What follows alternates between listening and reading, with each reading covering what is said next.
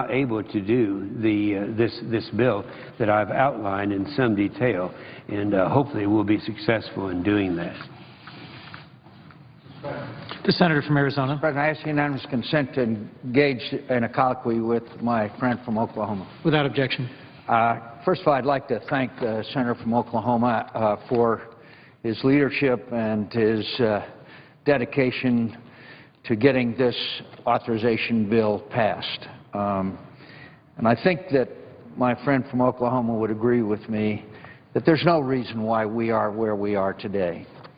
Isn't it true that this bill was passed out of the Armed Services Committee in May, and here we are now in December, and we are now contemplating bringing it to the floor of the Senate? Yeah, I would say, my friend, that's true, but also over in the House, they did it the way it should be done. They passed it out of committee, debated it, took it to the floor, and passed it. Ours was passed by a huge margin. We only had 3 or 4 votes against it by a bipartisan margin. And that was way back in, I think it was the last of May or 1st of June. And that should have been done back then instead of waiting until a week before we're out of here. So, in all due respect, one has to wonder about the priorities of the group and the leader that set the agenda for the United States Senate. One of the real advantage of being in the majority is you set the agenda. And so rather than take the bill to the floor, as we have for 51 years, the Congress of the United States has taken up and passed a defense authorization bill. We are now here in December, the House of Representatives going out tomorrow, out of session, and we are faced with a really unsavory parliamentary situation where we're having to maneuver in a way that a message, a quote message, if my friend from Oklahoma will correct, a message that cannot be amended, otherwise it would have to go back to the other body, which is going out of session, which would then take us into January. I'd ask my friend from Oklahoma, isn't that where we are? And isn't that a commentary on the concern that my friends on the other side of the aisle, that the majority leader has about the men and women who are serving in the military? And we'll talk a little bit about what a failure to pass the defense authorization bill is. We are now in a situation which is a disservice not only to the men and women who are serving, but to all of us, to every one of the 100 senators, because every one of these senators would want to have an amendment to make this bill better, that will impart to the rest of the body their knowledge, their expertise, and their priorities. So what are we doing? We're asking members on this side of the aisle and the other side of the aisle to accept a piece of legislation without a single amendment to it. That, my friends, when we're talking about the defense of this nation, is absolutely outrageous. Would my friend from Oklahoma agree? It's right up here. It shows the House on Friday at 11 o'clock. They're out of here. They're gone. They're adjourned. Now, if something should happen that we were to try to amend something, they're not there. So it can't be done. This is where we are now. We only have these 5 days that are left. Now, a lot of people have said, and I would ask my friend from Arizona if he agrees with this, because they say, well, we can come back in January and do this, but then if you look at this, we come back on the 6th of January, the CR, continuing resolution, is here, and I can assure you from our past experience, that's going to dominate the floor. They're certainly not going to have time to do it. So the only shot we have is up here. But also important, I read a list of things before my good friend came in that expire on December 31st. And those are things that are what's happening right now to all of our pilots, and you certainly know about that they bailed out. They're going now. They're so upset with what's happened on the grounding of our squadrons. But now, if we take away the re-enlistment Senate stimulus, their incentive, then are we going to have any pilots left? So we've established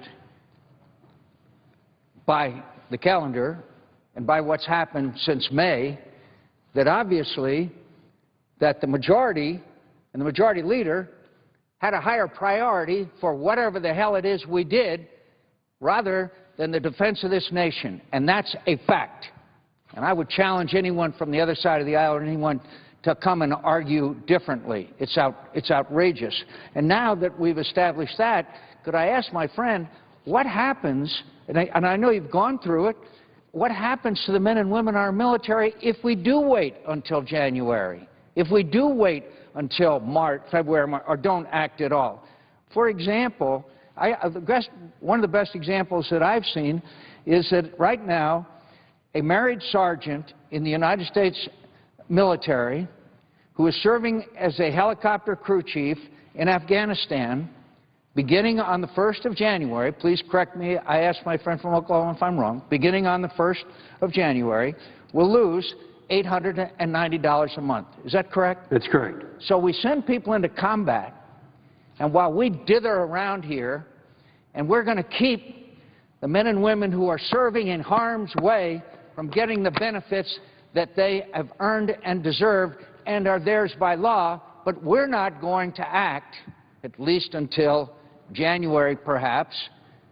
And the list, and I know the Senator from Oklahoma has gone on very long, about completion of ships, about the health programs, about a number of other issues, but I'd like to focus for a minute on one area with my friend from Oklahoma.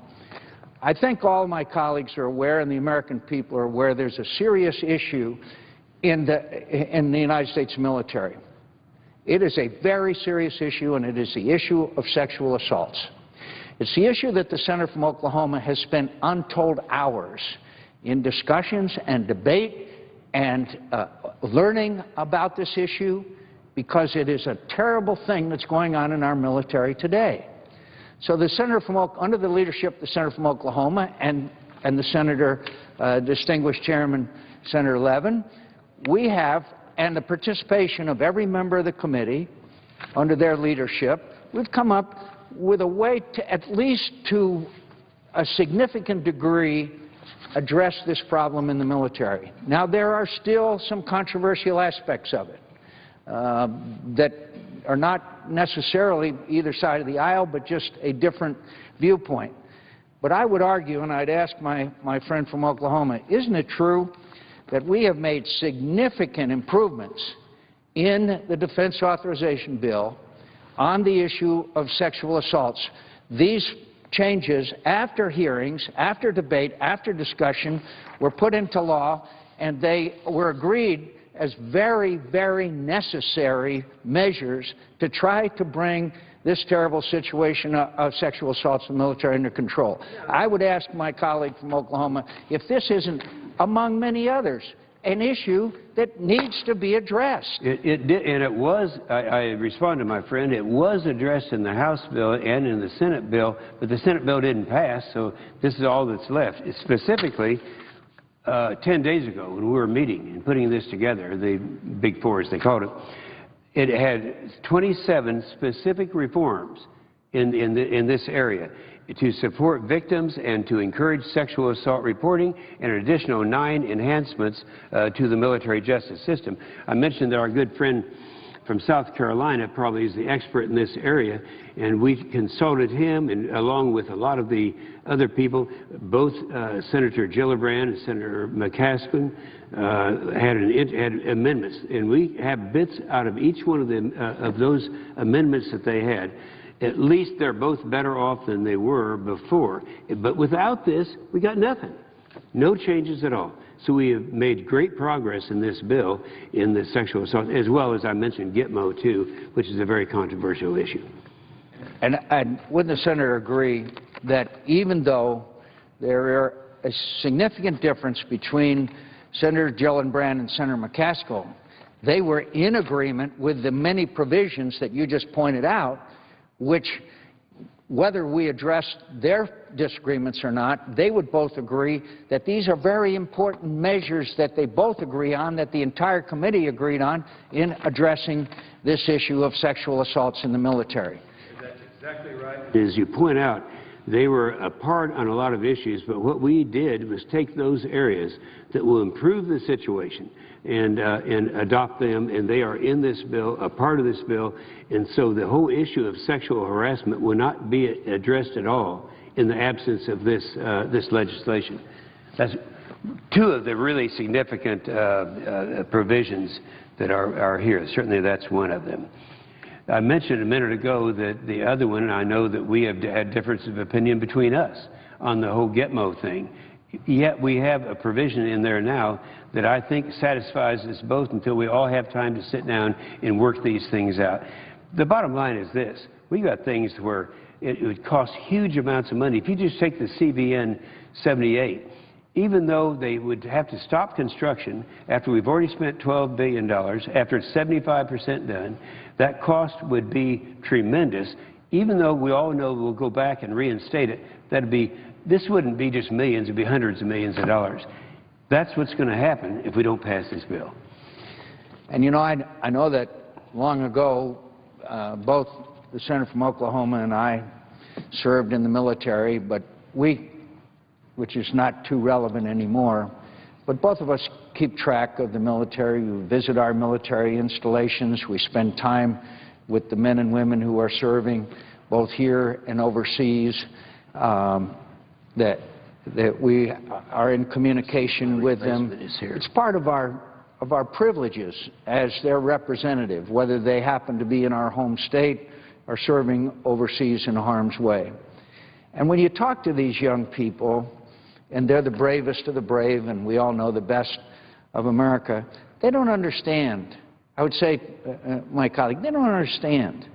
They don't understand why, when they're serving in combat and they're entitled to some additional pay because of being in danger, that won't happen.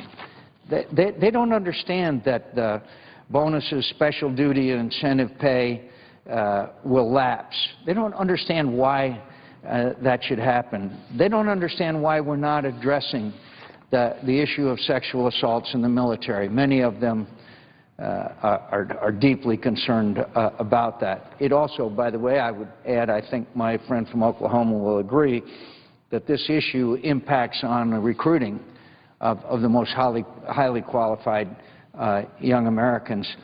And so here we are on the 13th of December,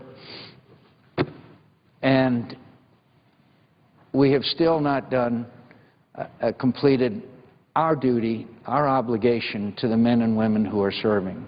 They rely on us. They rely on us to take care of them. They rely on us to provide them with the weapons and the capabilities and the pay and benefits and taking care of their families.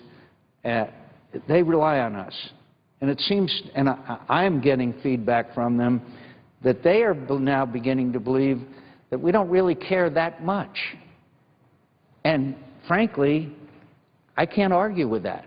Because why are we here in December? Why are we here in December? The fiscal year ended on 1 October.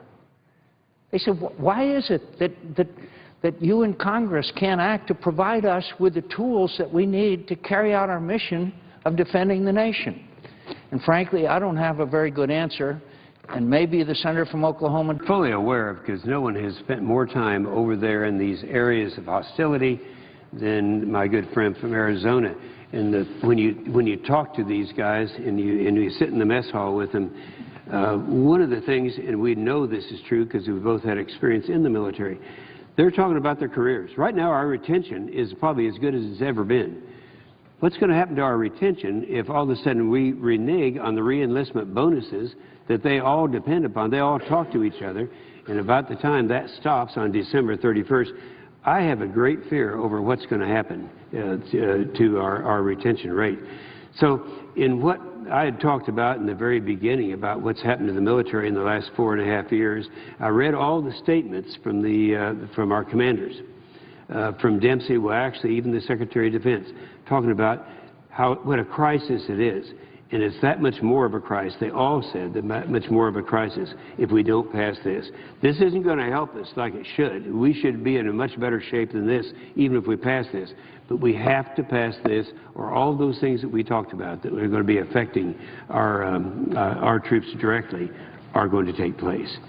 And could I finally again say to my friend, I thank him for his leadership. I thank him for his willingness to really short-circuit what should have been a 2- or 3-week exercise where every member of the Senate would have had the opportunity to propose amendments, to debate those amendments.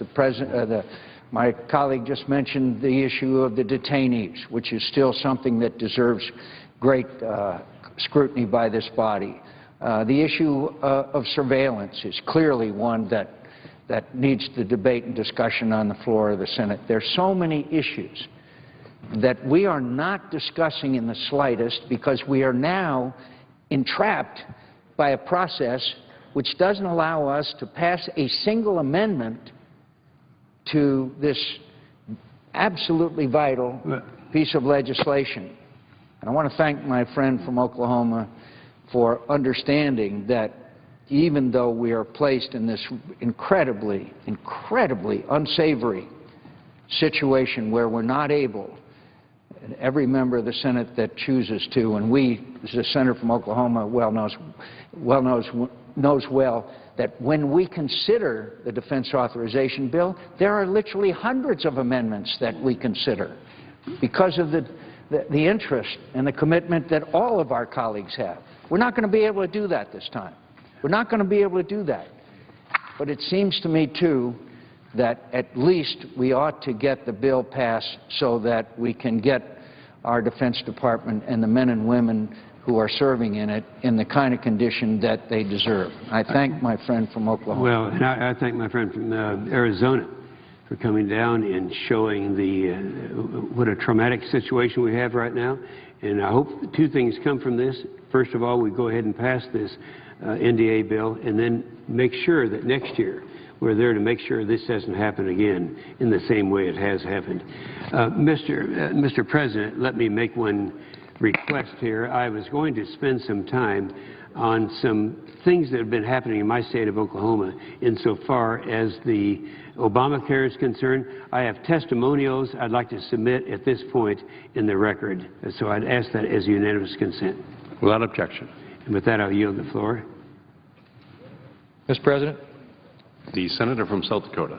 Mr. President, as we consider some of the nominations that are before us, we're reminded that one of the reasons that we have all these problems around the country associated with Obamacare and all the constituents are being impacted in such a negative way by higher premiums, higher deductibles, higher taxes, fewer jobs, is because of the overreach of government.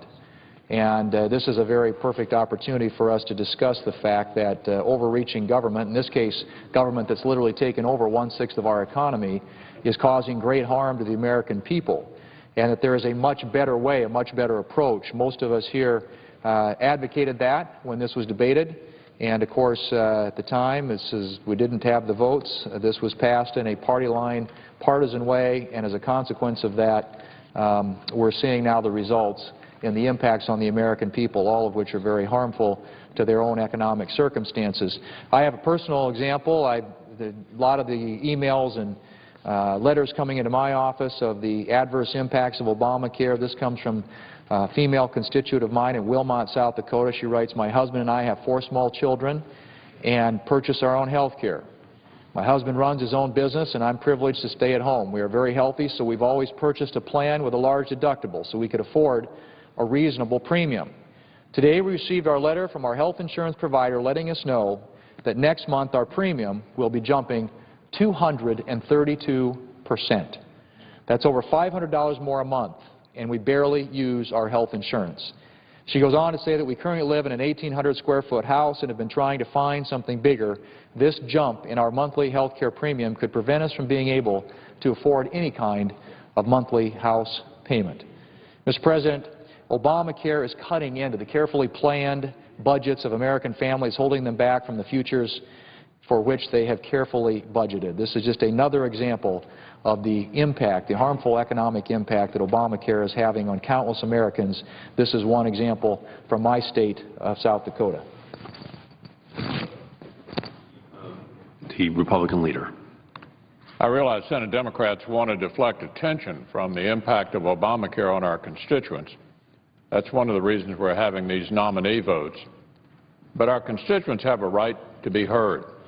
So I'd like to share some thoughts from a constituent of mine in Owensboro, Cheryl Russell. Here's what she wrote. We got a letter from our insurance company saying our current policy will not meet the Affordable Care Act, which means it will go away. According to our insurance company, we'll have to take pediatric, dental, and vision insurance, even though we don't have kids. They said it was because of Obamacare.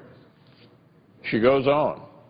Another plan will cost us over $150 more a month, plus our deductible goes up to $5,700. Please keep taking a stand against Obamacare. Not only are we going to lose our insurance, but when we go to a different policy, we have to pay more. We're 58 and 56 years old. We'll have to work the rest of our lives just to pay for our insurance. This isn't fair, and it isn't right.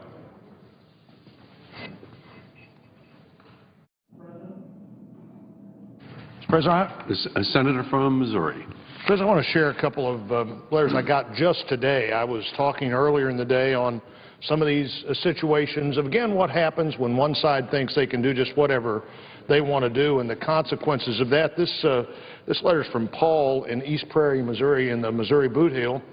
He said, upon hearing the potential changes coming January 1st, I decided to investigate the stories I heard. I learned that in 2014, my family's premium would go from $597 a month with two $5,000 deductibles to $1,119 a month with two $4,300 deductibles. He went on to say, my cheapest option is $1,085 a month with a $12,700 deductible. Not only, Paul says, was this unaffordable, it would be pointless to have insurance.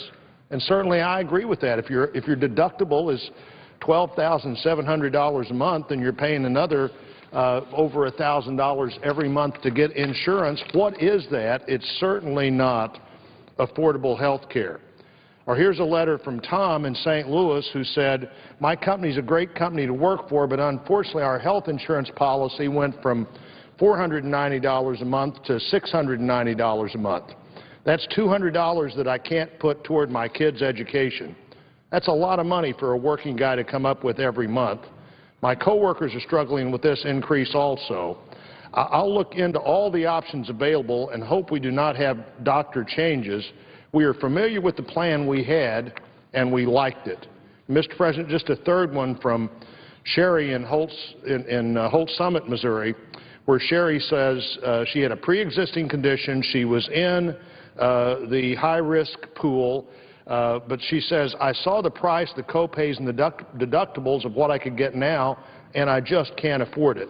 So it looks like I'll suffer on and have even less money while having a policy I won't be able to afford to use. We're getting those letters every hour of every day, Mr. President, and I think it's not what the American people thought they were going to get. Mr. President. The senator from Iowa. Thank you, Mr. President. There's more wrong with the Affordable Care Act than just the website not working. In fact, the website is just a symptom of bigger problems.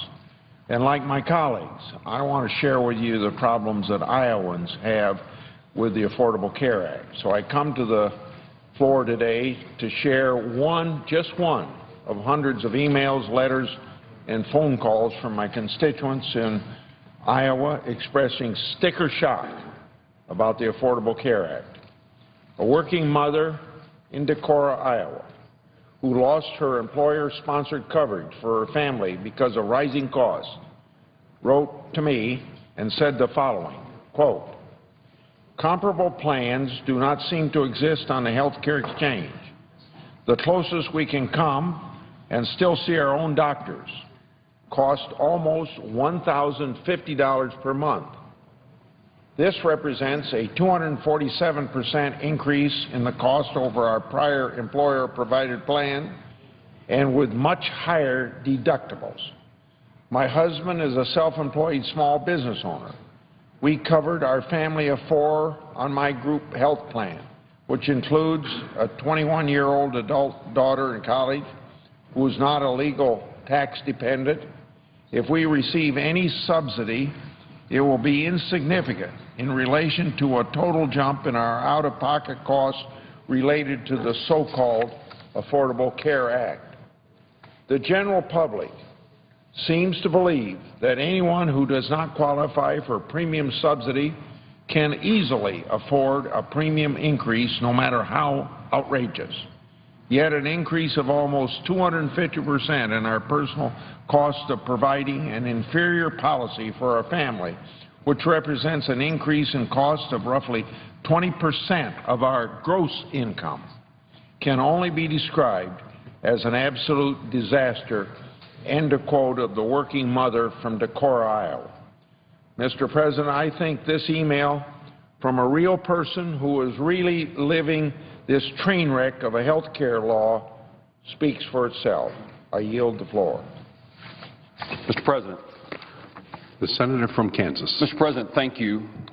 You know, part of our jobs as members of the United States Senate is to help people who have problems. This has been a very difficult time for many, many Americans, and difficult for me as somebody who wants to be able to help people with a problem.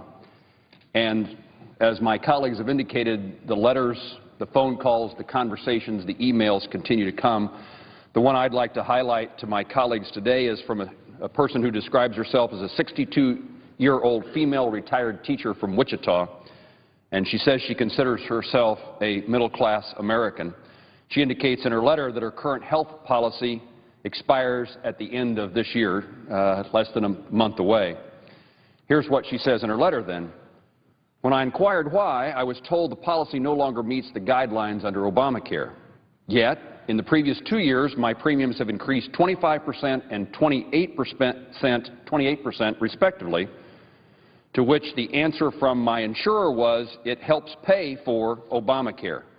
Now, I can't even have that plan any longer, the one she's indicating that she helped pay for. It had a $500 deductible, a $1,500 max out-of-pocket expense per year, and a $300 premium per month. After 20 hours online, multiple calls on online chats, I finally was able to see some numbers from health care costs for the Obamacare marketplace, only to learn that the premium is 1.5 times what I currently pay, and the deductible is 4.5 times higher. A plan from my current insurance was double the premium. I will not qualify for tax credits as my projected income for 2014 places this middle-class retired American over the threshold of any kind of subsidy. I'm sad that my well-laid plans for retirement now will redirect my earnings to pay for health care, much of which I will never use. At 62 and having had a hysterectomy, prenatal care is not an issue I will face, nor will I ever need female reproductive disorder treatment, as those parts are gone. But I will have no discount for not needing those coverages. So I'm paying a higher premium. I'm very frustrated with these changes. In the middle class that will be hit the worst, this is still my constituent talking, it's the middle class that will be hit the worst by this mandate, and I fear that many will opt for government fine because now they truly won't be able to afford the cost of health care. One more question directed to me. How will folks who can't even make the premium payment ever be able to pay the outrageous deductible? Honestly, $6,500 out-of-pocket expense per person per year? Again, that's her question. That's crazy, which is what she's saying. Who will be able to pay that, and then who will end up paying it? It is not a solution for the middle-class Americans. Mr. President, surely we can develop a policy, a program of caring for Americans without doing damage to people who already had insurance. I yield. The senator from Arizona. I'm pleased to take the floor today and join my colleagues in opening the mailbag. All of us have received a lot of mail and emails and faxes and texts from individuals who are being harmed by this law. For example, Steve from Peoria, Arizona, looking at a premium for his policy through his employer. It's going to go up in response to Obamacare nearly 20%. In addition, his employers had told him to brace for more impacts like raising prices. All customers are going to get this, and falling salaries for new hires as well. Leanne from Eager, Arizona, is facing what she calls sky-high rates now, thanks to Obamacare. If this isn't bad enough, it looks like she and her husband will have to put off buying their parents out of their business, their family business. It looks like Leanne's parents will just have to keep working for a while. Christian from Flagstaff, young husband and father who has a young boy, says he might see his premiums actually decrease marginally. However, thanks to Obamacare, and thanks to changes his employer is making in response to Obamacare, he's looking at higher copays, higher deductible, and a decrease in the level of coverage. He's looking at, quote, a large increase in my responsible portion of my medical bills. Obamacare is far from ideal from those in the workplace, those looking to retire, and for new families. With story after story after story like these, we clearly see that the Affordable Care Act is a misnomer. I yield back. Mr. President. The senator from Nebraska. Thank you, Mr. President. I rise today to speak on behalf of nearly 7,000 Nebraskans who have contacted my office with concerns about Obamacare. The sticker shock has hit Nebraskans hard. A woman from Palmyra writes, "This is the first time I have ever written my senators. We just received our insurance letter telling us that they no longer would have our health insurance policy, and the closest policy under the ACA would up our monthly premium from $590.14 to $932.24 for our family of 6. How is that affordable?" A constituent from Holdridge writes, "I cannot believe the letter I got from Blue Cross today. It informs me that I have to switch my coverage, and my new selected plan will cost me $1,116.74 per month. That is a $571.58 per month increase than what I have now. That's almost double my mortgage payment. Also, why am I forced to carry coverage that I don't need or want? At 58, my wife and I are no longer going to have any more kids. I don't believe I'm going to qualify for any government subsidies. Our planned budget includes our current health care policy. There is no way we can afford the suggested new policies. This law, Mr. President, is anything but affordable. I yield the floor. The senator from Indiana. Mr. President, I join my colleagues as one who has received tweets and hits on the website, emails, phone calls ringing the phone off the hook, written letters, responses that I hear as I talk to people back in Indiana. These aren't Republicans, Democrats, liberals, conservatives, they're all of the above. And they're not writing to say, stand with the Republican Party, stand with this, stand with that. They're writing to say, wait a minute. Wait a minute. The President promised that we would not have an increase in our premiums.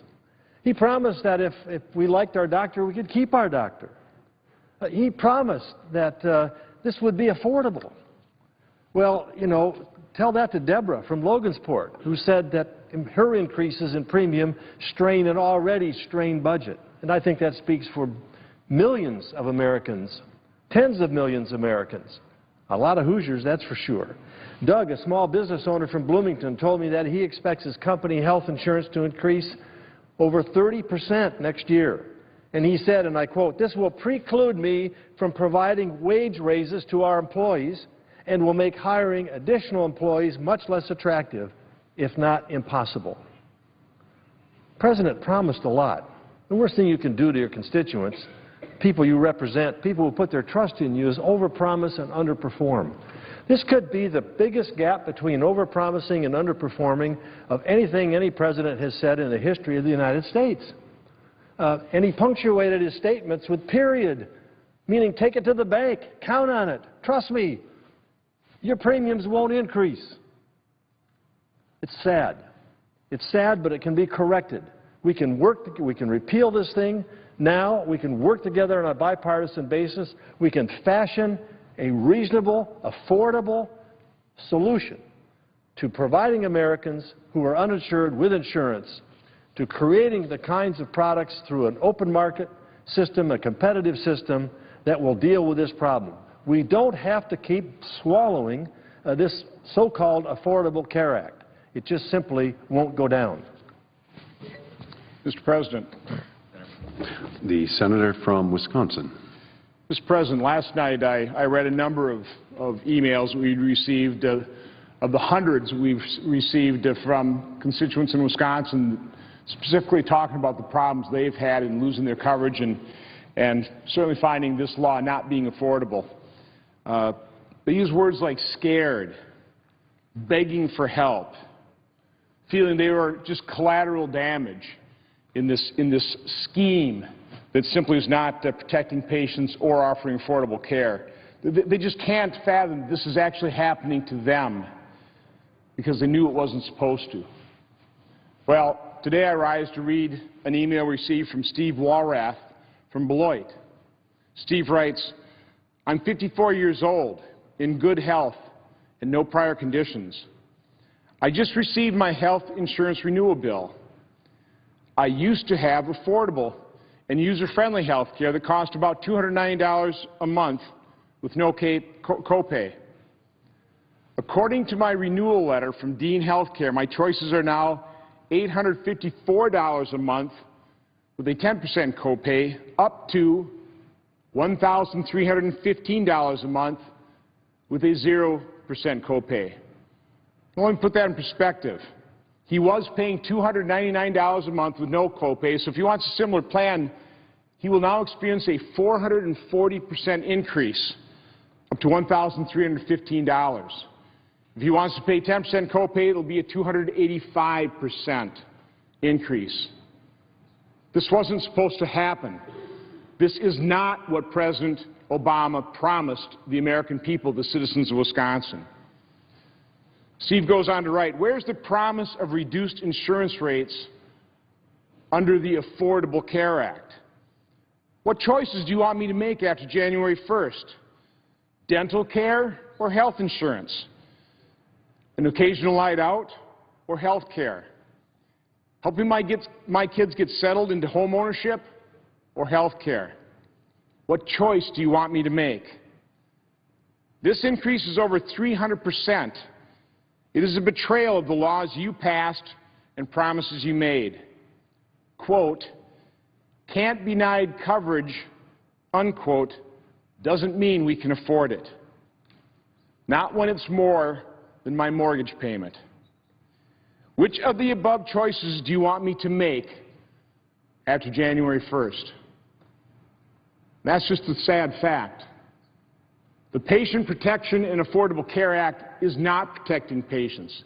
It is not providing affordable care. It is not about choice. It is about coercion. And I'm asking the President of the United States, I'm asking our Democrat colleagues here in the Senate and in the House to work with Republicans to start limiting the damage, to start repairing the harm that is being caused to citizens of Wisconsin and America. Mr. President, I yield the floor.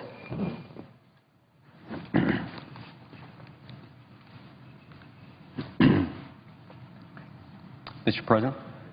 Senator from Utah. Mr. President, in Utah, I have a program that I call my mobile office.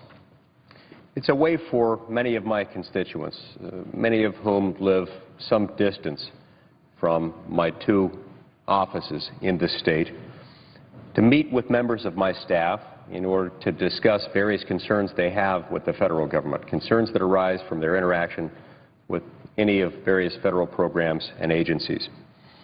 It allows us to help these constituents, and it provides vital information that I can use to better represent them back here in Washington. At one meeting in Davis County, a man attended who wanted to tell us about his experience with Obamacare. He owns 2 small food stores and a 7-Eleven. He's also an immigrant, having come to the United States just 12 years ago to seek a better life for himself and for his family. He gives back to his community. He contributes to his economy and provides jobs for people who live in his town. But now Obamacare is threatening all of that. His insurance premiums for his family are going to be rising by $200 a month. This cost will destabilize his personal finances, and they may well force him to make cutbacks or to let some of his employees go. These are the real human costs of Obamacare. It's not what the president promised, and it's turning out to be an absolute unmitigated disaster for families all across this country.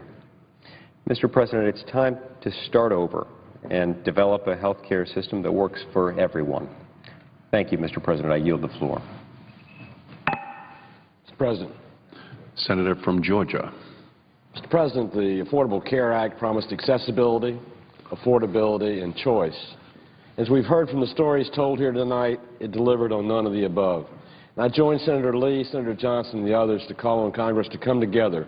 Let's fix this flawed program before it's too late and before we destroy health care in the United States of America. I get constant communication from my state of the problems that are there. This one I want to read from you by Beth Hatfield demonstrates the fear, the confusion, and the lack of accessibility that the care plan has at this time. I've tried many times over the past few weeks to purchase a health insurance plan for myself on the health care website. I finally was able to complete an application but have not been able to choose a plan yet. Twice I asked questions in the live chat room option, but they were not answered. They told me to make a long-distance call to the help desk. I did, but I couldn't get an answer there either. I was disappointed to find out that in order to compare plans, you had to first enroll. What other shopping experience do you have to sign up before you actually shop? Now I saw on the news that my personal information may be compromised from the website. This makes me angry, especially since it seems that they knew all along this problem existed. Is anyone going to be able to do anything about protecting my information? I need health insurance. I'm not working. My COBRA policy is expensive and runs out soon. I need someone to help me, and I need them to help me now. Thank you for the opportunity to be heard. And I yield back.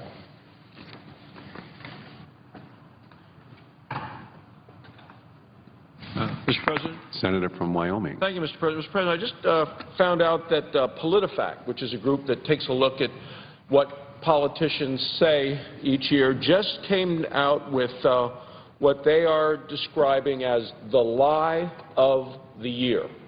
PolitiFact, the lie of the year. And it is no other than that of President Barack Obama. If you like your plan, you can keep it. Called by PolitiFact, the lie of the year. So it's not surprising that those of us from around the country are getting letters, emails, calls from folks at home who are finding out they can't keep it. They listen to the president. They believe the president, who has now been listed as his statement being the lie of the year. But I have a letter from Cody, Wyoming, from a man who said, just got a quote from my insurance agent on an Obamacare insurance. From $860 that I currently spend per month for my family of 4 to $2,400 per month. He said, all with the low deductible of $10,000 per person per year. I'm not sure what planet they think I live on, but there's no way I can spend more than 1/2 of my monthly income on insurance. For the first time in my adult life, I will soon be without insurance. What does it matter if my 2 18-year-old children can stay on insurance plan if I can't afford to keep one? If I can't afford to keep one, the kids don't have it either. That also all the airtime to pre-existing conditions that the president talks about, the airtime to pre-existing conditions, are meaningless if I can't afford to keep a plan. He goes on, I feel greatly blessed to have the good paying job that I have. It puts me above the pay level that would allow me to get any subsidies. By the way, he said, with the system in place this year, I wouldn't have needed the subsidies because of what he was paying was something he could afford. He said, I've never needed them in the past and would like to continue to never get a handout from my government. This is what I expect to hear from people of Wyoming, not looking for a handout from the government, taking care of themselves, rugged individualists. Instead, what he's gotten, in spite of a presidential promise that turns out to have been the lie of the year, he sees an increase from $860 a month to $2,400 a month. This man goes on, he said, I employ 35 people with my company. When we first opened about a year and a half ago, we were talking about getting some sort of coverage. He said, it became very clear that we will not be able to do this and have stopped any of all plans to provide this health care coverage in the future. We also know for sure that we cannot afford to ever employ more than 50 people, so we can continue to grow, but there's an upper limit on how many people we will hire. So here's an individual, has a business, hired 35 people, not going to provide insurance because the costs are so high, the broken promise by the president, and then saying, I'm never going to grow bigger than 50. The business may be there, the opportunities may be there, wanting to put people back to work, but no, there's a cap at 50. Why? Because of the health care law, forced down the throats of the American people, voted along party lines by Democrats in the House and in the Senate, and here we are, hurting the economy and hurting people's health. He goes on. He said, simple economics. Obamacare is a job killer in Wyoming. Obamacare is a job killer not just in Wyoming, Mr. President, but all across the country. He said, it has never been easy to be in business.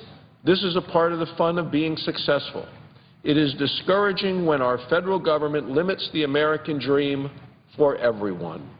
He said, I'm thankful for your efforts, but from my chair here in Cody, Wyoming, it is already too late.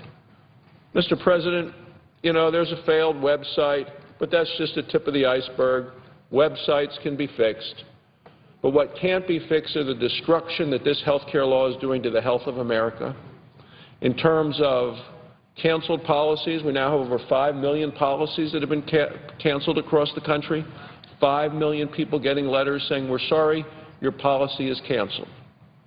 Why? Well, maybe they didn't include insurance that the president deemed good enough for them. Got a letter from a lady in Newcastle, Wyoming, a rancher. I actually talked to her at our Farm Bureau meeting in Wyoming. She said, yeah, I lost my insurance, got the letter because the president didn't deem my policy good enough, because it didn't include maternity coverage. She said, Doc, and she knows me, as she knows I'm a doctor. She's like, Doc, she said, I've had a hysterectomy. I don't need maternity coverage. She knows whether she needs maternity coverage. The President of the United States doesn't have a clue. But yet he's the one that determines what kind of coverage that she needs, because it's the President who's decided that he will be the one to decide what American people need, not them. She knew what worked for her, what worked for her family, what they could afford, what the right deductible was. But absolute levels of anger and anxiety across my state, and it's reflected in the letters that I continue to get. Front page story of the Wall Street Journal yesterday talked about the amount of deductibles. The deductibles in the bronze policies, the cheapest policies, in average are over $5,000 per person. So for a husband and wife, it's over $10,000 deductible before they even get to the insurance. And yet they have to buy expensive insurance with these huge deductibles to comply with the mandate, the individual mandate that the President and the Democrats have forced on the American people, that you either buy it or pay, whether you want to call it a fee, a fine, a charge, call it what you will, a tax. It's right there, so you have the fact that the costs are too high and, of course, the deductibles. And I'm going to continue to come back. I'll be back on the floor later this evening with more letters, Mr. President, but I appreciate your attention, and I yield the floor. All post-cloture time has expired. The question now occurs on the nomination. Is there a sufficient second? There appears to be. The clerk will call the roll. Mr. Alexander, Ms. Ayotte, Ms. Baldwin, Mr. Barrasso. Hold on, John.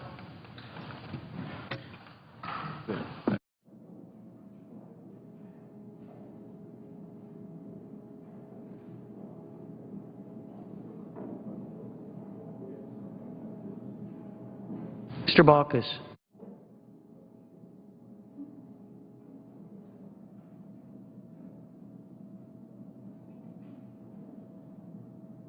Mr. Begich.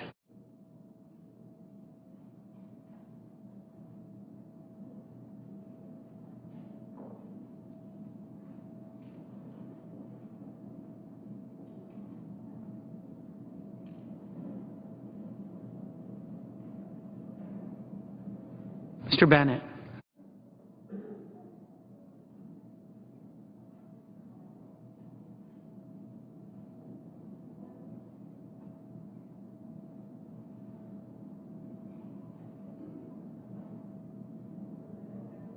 Mr. Blumenthal.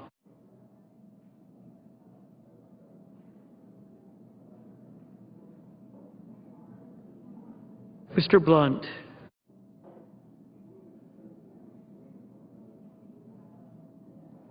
Mr. Booker.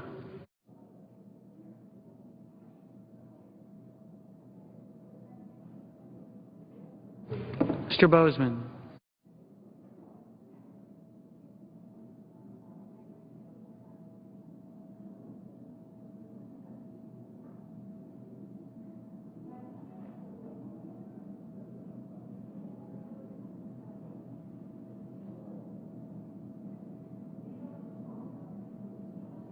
Mr. Bozeman.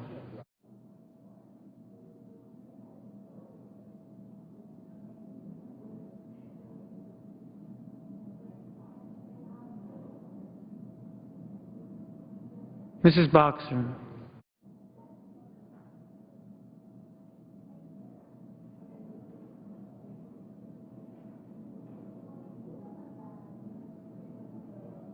Mr. Brown.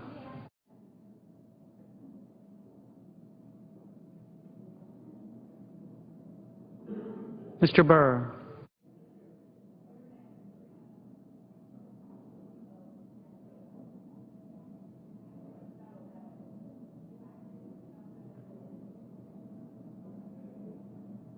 Ms. Cantwell.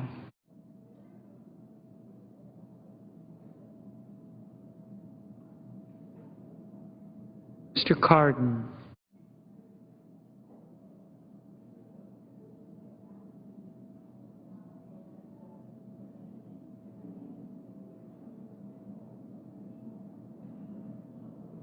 Mr. Carper.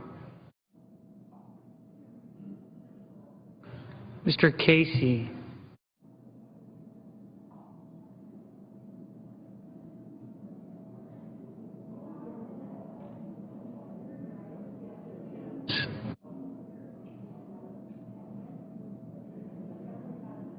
Mr. Coates.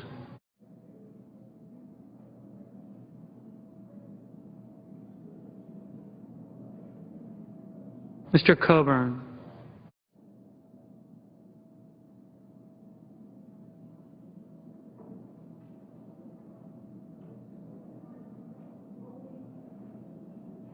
Mr. Cochran.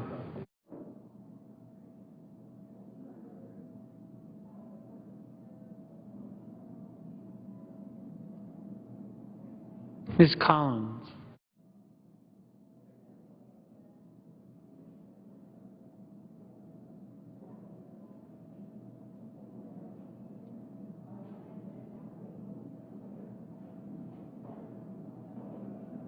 Mr. Coons.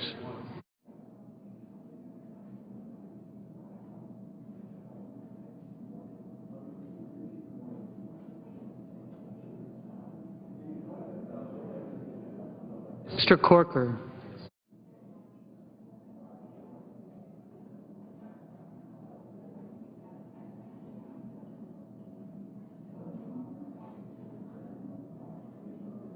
Mr. Cornyn.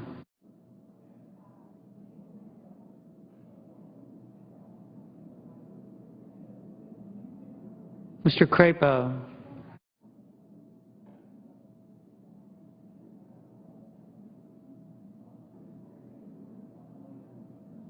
Mr. Cruz.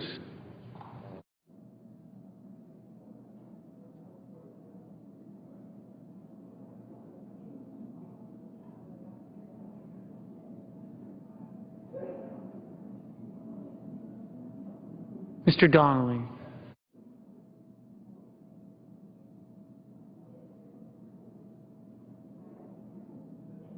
Mr. Durbin.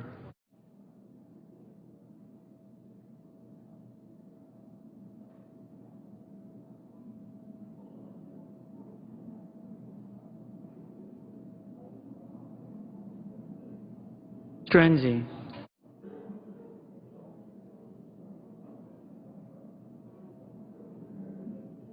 Mrs. Feinstein.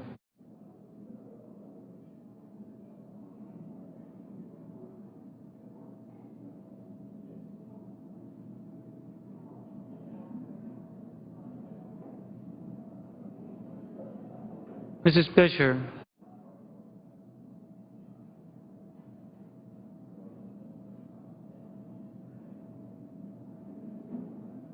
Lake.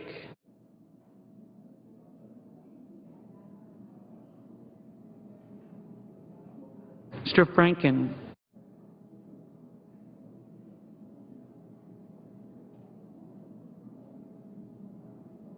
Mrs. Gillibrand.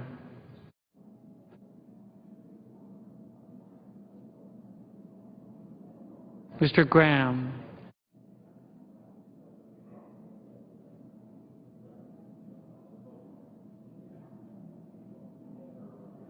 Mr. Grassley.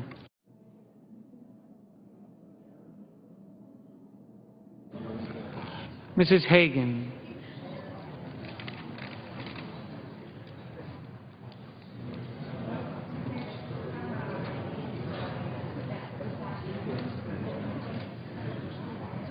Mr. Harkin.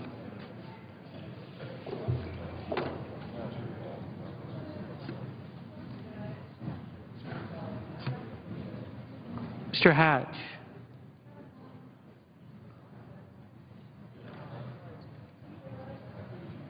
Mr. Heinrich.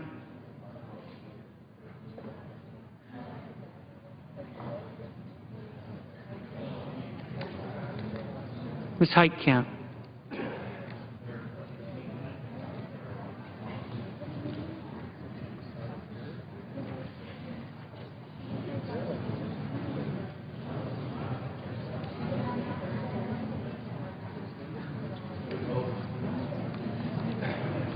Mr. Heller.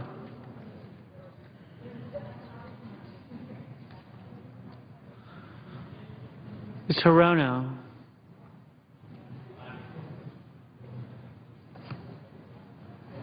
Mr. Hoven.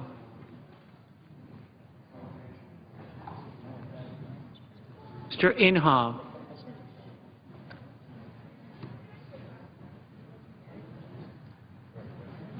Mr. Isaacson.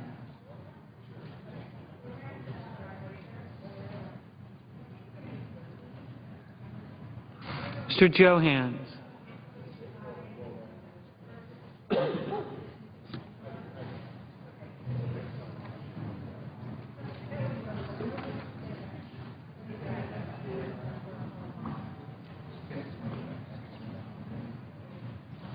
Mr. Johnson of Wisconsin. Mr. Johnson of South Dakota.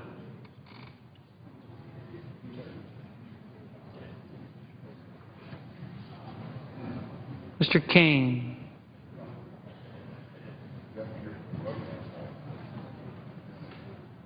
Mr. King. Mr. Kirk.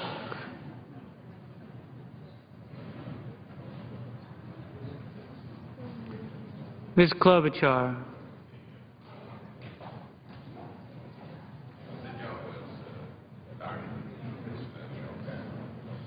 Ms. Landrieu.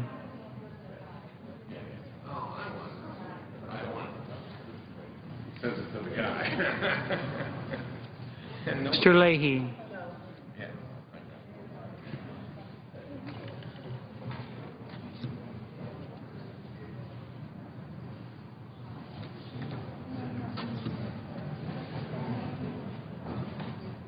Mr. Lee.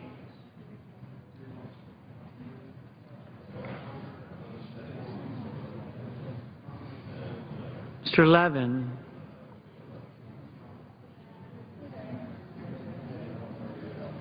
Mr. Manchin. Mr. Markey.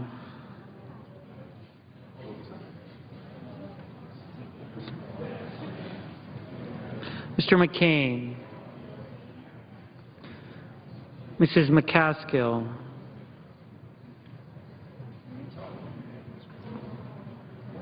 Mr. McConnell, Mr. Menendez, Mr. Merkley, Ms. Mikulski, Mr. Moran, Ms.